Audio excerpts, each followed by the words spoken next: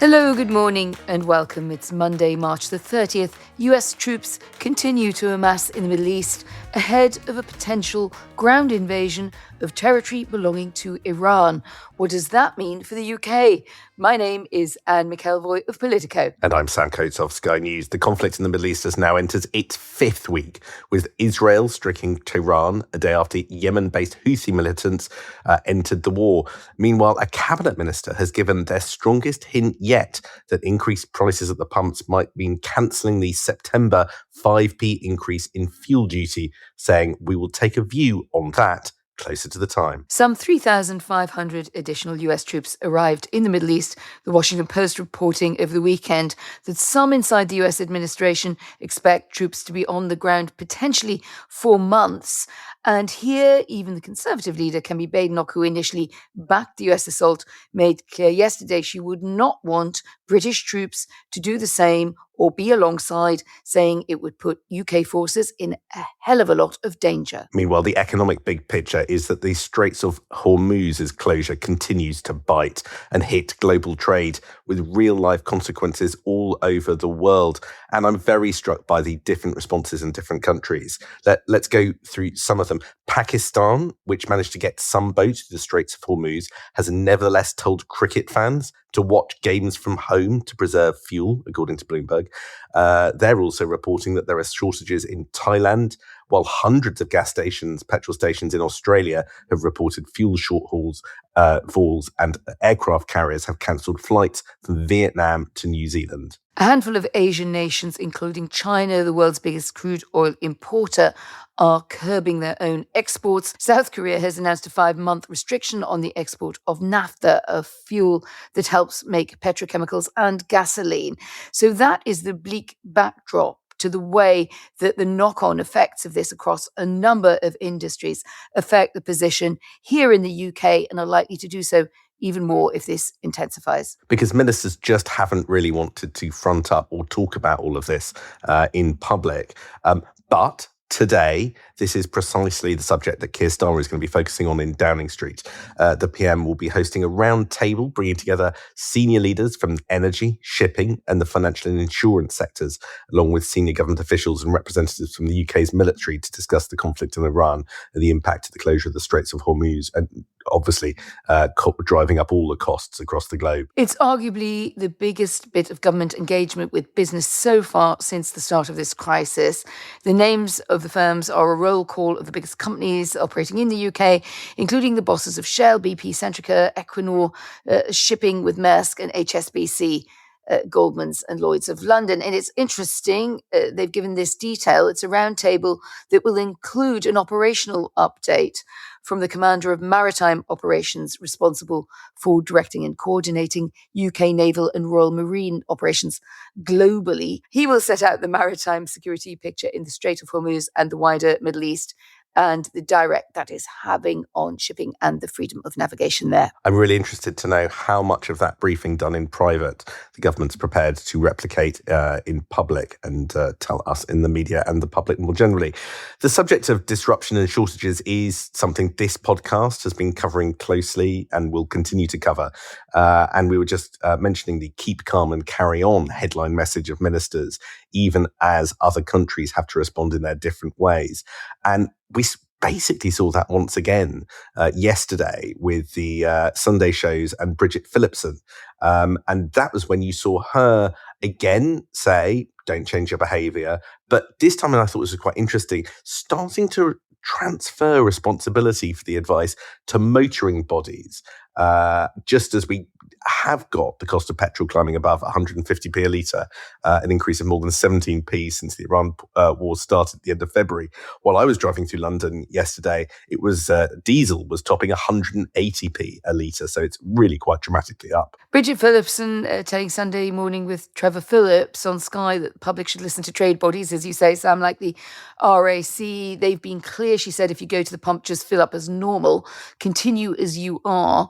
We've got the security of what is coming in and production isn't affected. So a reassurance message there on the one hand, but Bridget Phillipson also saying if you change your behaviour, that may have adverse consequences. So you wonder how the public then as this intensifies, what do they really pick up from that? Oh, no, absolutely. At the moment, there is rationing in the form of price, right? That is going to deter some people from going to the pump. So it's there. But you've had this character again, Nick Butler, the former Gordon Brown advisor and former vice president of BP, who effectively was on the same programme on Sky, challenging more or less in terms what Bridget Phillipson was saying. He said that ministers can't just leave it to the anarchy of the open market and for price to dictate who gets what, and was basically calling for us to copy what was going on in Ireland, where there has been quite a lot of planning, and he wants a cabinet level planning to take place in the UK as well. And he was reminding viewers of the kind of the rollout of the fuel shortages in 2000 when hauliers were blocking the various refineries. And he said back then the government had to move to protect food supplies in hospitals and schools and so on. And it's basically saying that's the conversation that should be going on inside government. And so that does sound like a very different approach to Bridget Phillipson, although the Education Secretary, obviously, in her role as one of the most trusted people who does the broadcast around, she was suggesting that planning is going on in private, saying we will always plan for what we need to do in the event of any disruption. We are well prepared. But she was also pressed by Trevor Phillips about that 5p increase in fuel duty due in September. So I think you have to read the runes of that, don't you, Sam, in at least 3 languages, one of them being fluent minister on the broadcast rounds as a crisis looms. Yeah, and if you read what she said in the sort of cold light of day, it's quite stark. Normally ministers sort of batten down the hatches and give no impression that there'll be any change. But I'm going to read you all of what she said on the 5p raise that's due in September. She says, for now, there is no need to take action because consumers know they can go to the pump. That freeze remains in place. Of course, we will take a view closer to the time. But what we hope will happen between now and then, as we've just been talking about, is a de-escalation of the conflict. And there is other support that's going in at the moment. Right. So that seems to me, in neon lights, a cabinet minister confirming at the very least a discussion around cancelling the 5p raise in September. That's just the bald meaning of what she said. Which would be a pretty big thing, given that Reform and the Lib Dems and, of course, the Tories have all been demanding that they pull that lever and cancel the rise if things are anything like that bad, or even if they aren't in some cases. All of this taking place, of course, when Parliament is in recess for Easter, Whitehall working without the scrutiny of MPs and, frankly, many journalists. But, Anne, from your ever active vantage point, part General's Chair, part Cabinet Watcher, part global journalist diplomat.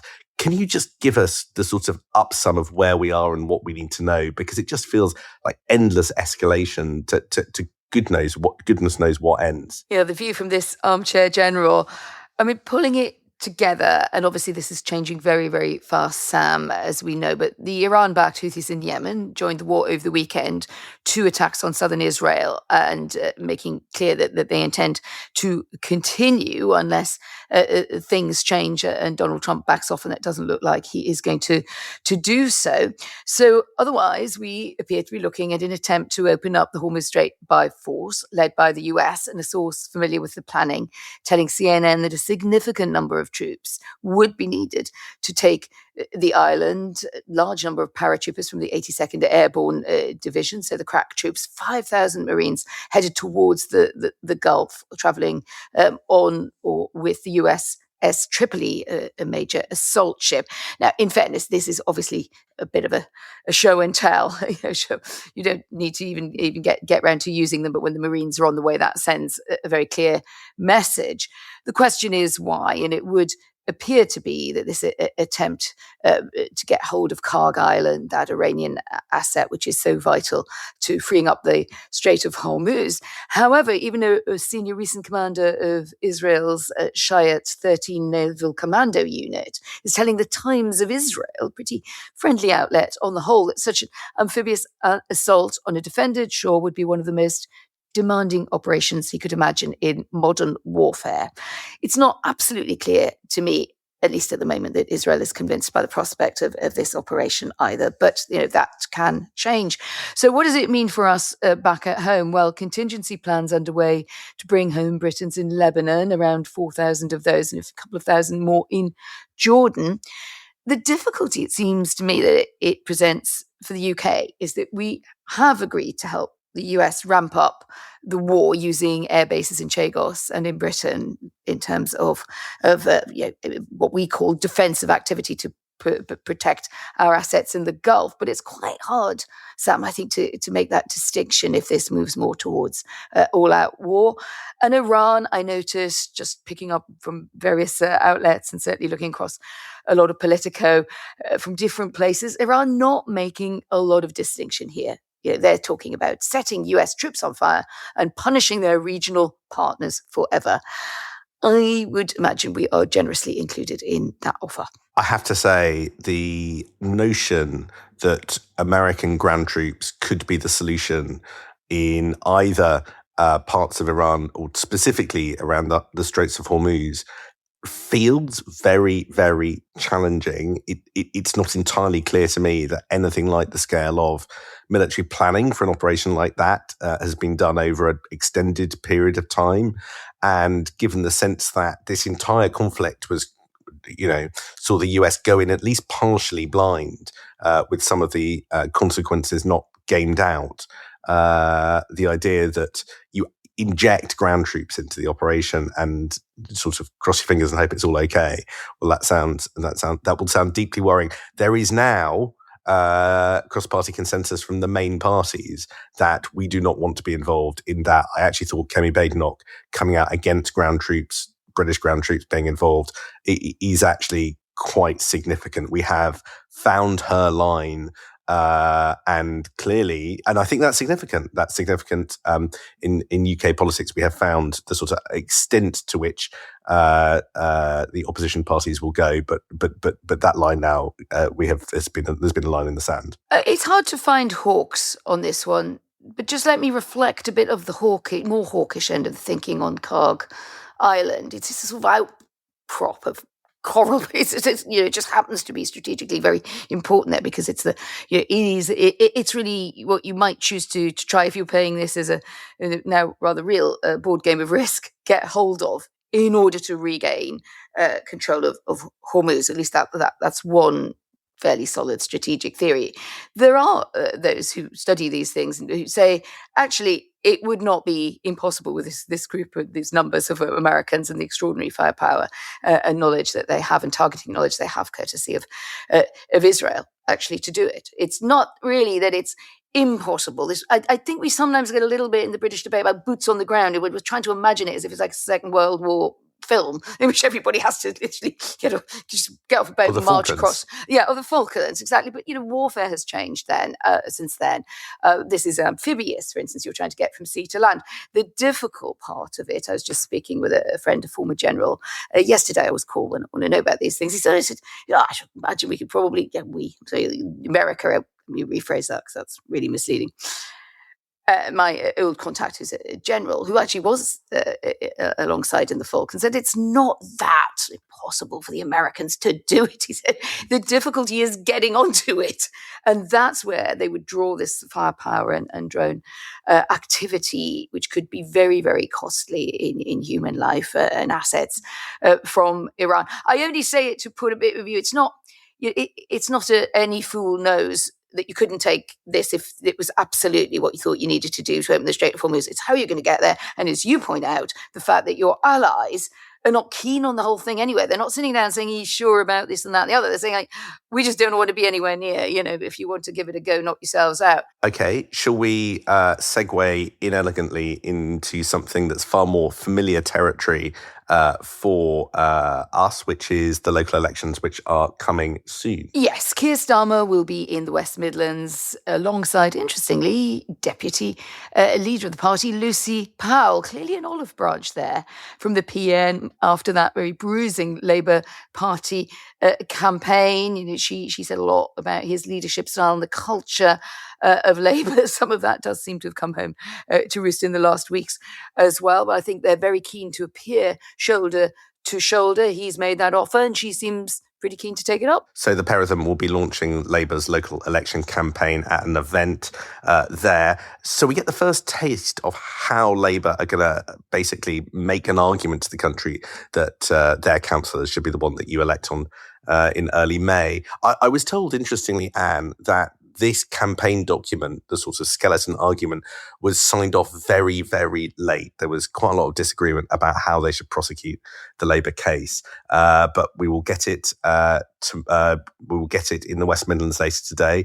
The Prime Minister apparently telling voters that Labour has your back and the country must stand together. There'll be plenty more local election events by the time you're listening to this. We'll be in Purda. That's the period when public resources can't be used for party political campaigning at any time. And broadcasters such as ourselves have to take particular care to be balanced when reporting on specific races.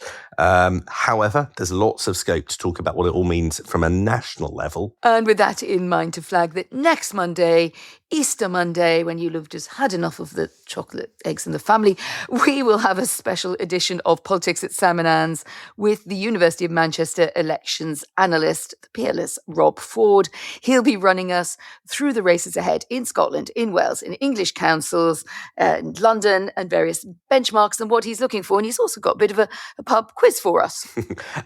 But ahead of that, there's one regular fixture of the pre-election season that I thought we could just dwell on for a couple of minutes at the end of this podcast. And that's the projections by another well-known political academic. He's called Stephen Fisher from Oxford University. And he does a pretty big piece of work around this time every year. He looks at the national opinion polls and then does a projection of what he expects to happen in England by looking at which seats are up for grabs. And he is saying, on that basis, the broad pattern of seat gains and losses is likely to be similar to last year. Big gains for Reform, more modest ones for the Greens and Liberal Democrats, heavy losses for Conservatives and Labour. But what's really good about Stephen Fisher's work is that he puts schools on the doors. You get actual numbers. So I'm going to run us through the actual numbers of council seats won and lost for each party net that he projects. So he has Reform UK up 2,260. The Greens up 450. Lib Dems up 200. Tories down 1,010 and Labour down 1,900. Right, so that's the spread from Reform up by nearly 2,000 and then all the way down to Labour down just shy of 2,000. These are really important numbers, I think, not only because you'll get spin from the political parties, but this is a credible benchmark to compare it all against. So that's how he does it. But he also points out a bit of the story, right? This is a set of elections that should be quite good for Labour. These are metropolitan areas. It's London. You know, in 2022, Labour won just over the half the seats up in England. So his projected 1,900 seats loss would mean that Labour just win, get this, and 13% of the seats. So there's a sort of discussion based on Westminster vibes that Keir Starmer is more safe at the moment because of you know there's no challenger and all the rest of it. But I do think that people will not necessarily challenge him, but certainly just ask themselves the question again: if you get the Prime Minister and the Prime Minister's party winning only just more than 1 in 10 of the seats that they're up for election in. Yeah, I just think this is much more kinetic than people say. You know, we say it's all factored in, Sam. I was noticed when people say things are factored in, that you're going to have a terrible result. When it happens, it still has an emotional jolt. And it still puts some sort of electric current through parties and through leadership. So the best that Keir Starmer can say, I guess, is this is like one of those midterms popularity checks that clearly tells you you're unpopular. We knew that there's a big challenge ahead. But it's not really until you see the numbers and the kind of surges that are predicted there, particularly for Reform, but also on the progressive wing for the Greens and Lib Dems. That's right. Just shy of 2,000 losses. That's simply on the basis of a projection based on the current polling. If Labour want to make things feel slightly better than expectations, they've got to expectation manage something even worse than 1,900 seats down for May the 7th. So let's watch that debate as it unfolds. That's it from us for today. We will curtail ourselves immediately. We'll be back on Monday for the special edition with Rob Ford about the local elections. Don't miss that. But have a very good time, and we will see you soon. See you soon.